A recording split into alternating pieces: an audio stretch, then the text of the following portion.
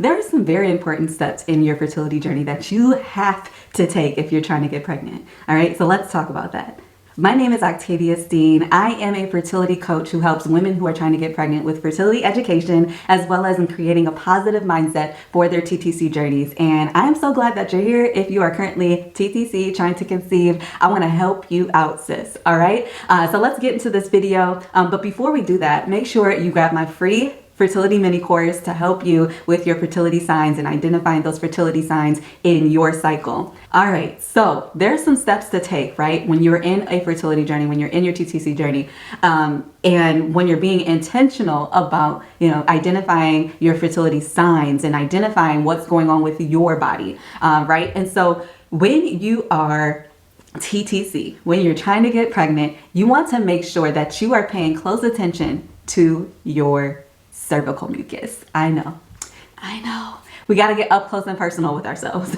But cervical mucus is so important for your TTC journey, not only because it helps the sperm get to the place that it needs to be, right? But it also helps nourish the sperm. We all know that cervical mucus is important for the fertility journey, but why? Well, it helps to nourish, right? Or it helps to nourish and move the sperm to where it needs to go. Yes, I said move. If the sperm gets trapped in cervical mucus that's either dry or cervical mucus that is not beneficial for the sperm, then in that case of the sperm of the cervical mucus not being optimal, let's say optimal for the sperm to move, it's not going to move, right?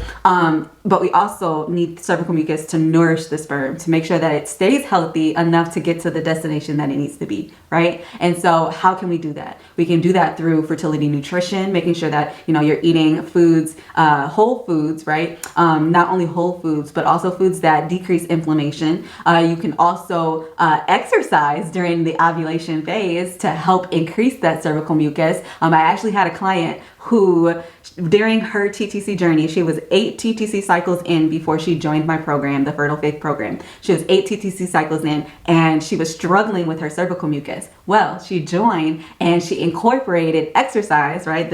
What I talk about in my course, she incorporated that exercise, and it helped her get 3 days of egg white cervical mucus, y'all.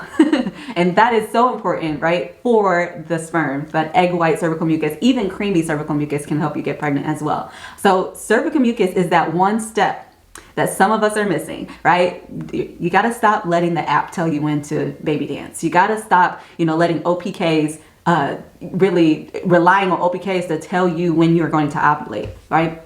Check on your fertility signs. And once again, if you don't know what your fertility signs are, make sure you grab my free mini course to help you determine what those signs are and how they can help you get pregnant. And, I will see you in another video, but make sure that you like and share this video. Make sure you subscribe to my channel for more fertility education and creating positive mindset during your TTC journey. And check out this video if you want to learn more about hormone balance and learn more about how you can balance your hormones during your TTC cycle to help with that cervical mucus during your fertility journey. And I'll see you in the next video. Blessings and baby dust.